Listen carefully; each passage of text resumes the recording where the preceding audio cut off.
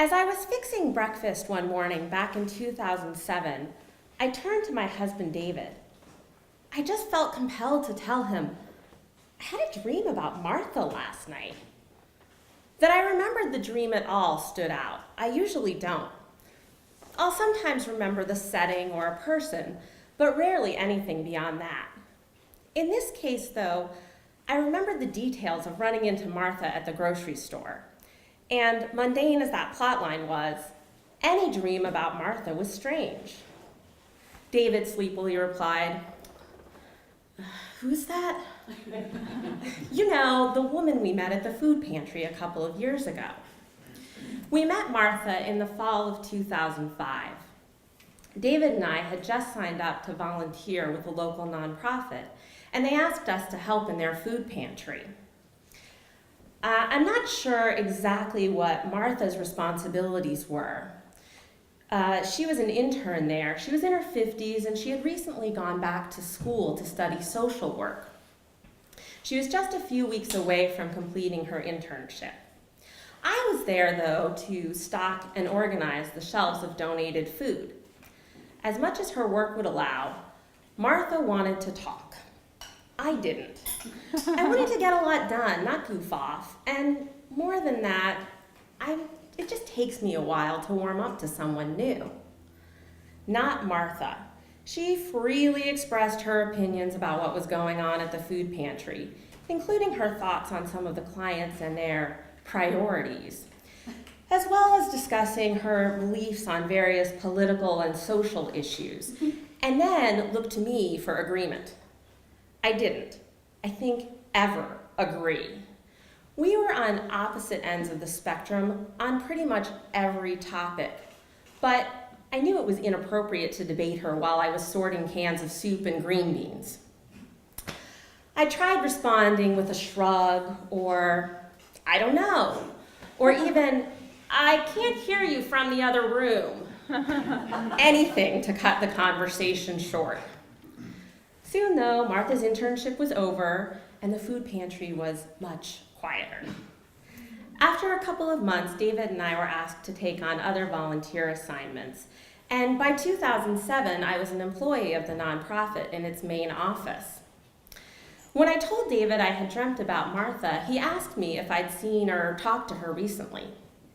No, I haven't heard anything about her since her internship ended. I finished getting ready and went to work. And when I got to my office at the nonprofit, I turned my computer on. An email from the manager of the food pantry caught my eye. Martha's name was in the subject line. That coincidence, seeing this email about Martha immediately after my dream about her, was uncanny. And yet, this wasn't my first experience like this. When I was a kid, I was fascinated by ESP and desperately wanted to have it. I remember at age 10 sitting at a table for a test with my pencil in front of me. I summoned all of my concentration, eager to succeed, and then I focused on moving that pencil with my mind. I had just read The Girl with the Silver Eyes, a novel about misfit children who had silver eyes and psychic powers, including telekinesis. While that wasn't my strong suit, I did think I might have psychic powers of some sort. My parents liked to relate how, when I was only 3, I used to go on and on about having sailed with Christopher Columbus. Evidently, I talked about this in great detail, and they were puzzled how I even knew anything about him at that age. I wasn't in school, I couldn't read, and they didn't remember telling me anything about him. So maybe I had retrocognition. I read about that in Lois Duncan's A Gift of Magic. Now, I didn't base my research solely on fiction. I pored over every page of SciSearch, an oversized book that explained the different types of paranormal powers, described studies attempting to validate the existence and mechanisms of ESP, and related anecdotes that might, for some, prove that telepathy, precognition, or the like were real. I wanted to prove that I was psychic. I'd have friends sit on the opposite side of our elementary school classroom, and draw something on a piece of paper while I tried to read their thoughts so I could draw the same image on my piece of paper. When kids at school were doing their 5th or 6th grade science fair projects about ESP, I was the first to volunteer for their experiments. What was on the card they were holding? Wavy lines, a circle, a cross, a star, or a square? Maybe it was because I was a child, or maybe it was because our president regularly consulted an astrologer, but I didn't feel any stigma attached to exploring the realm of parapsychology.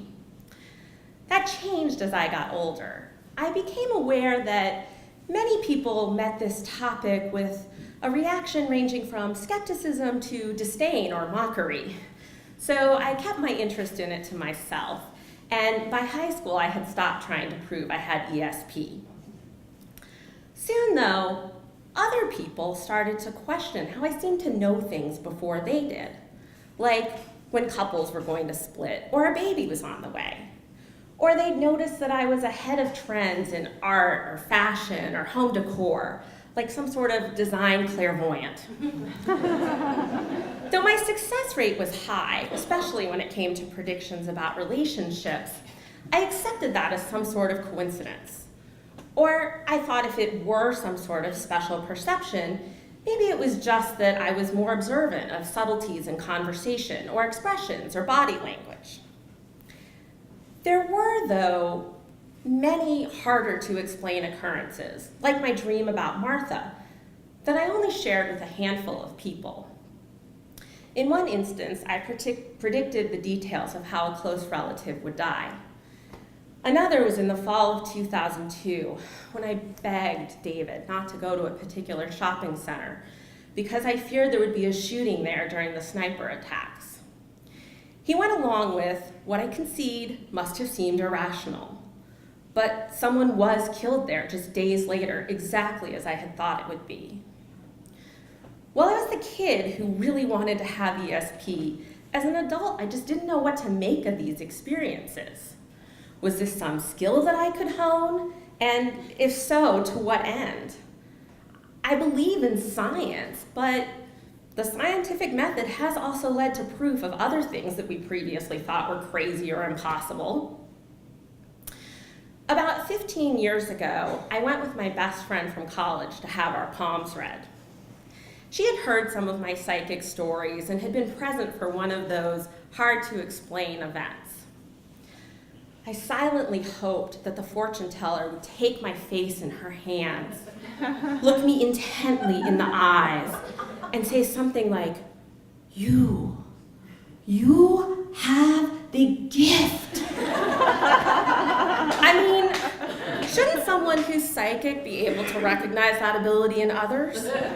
Of course, I had no idea if the fortune teller was psychic or just scamming us each out of $20. But either way, she didn't mention anything about my potential powers. And so it was, after nearly 30 years of wondering whether I had ESP, but no answers, that I opened that email about Martha in 2007.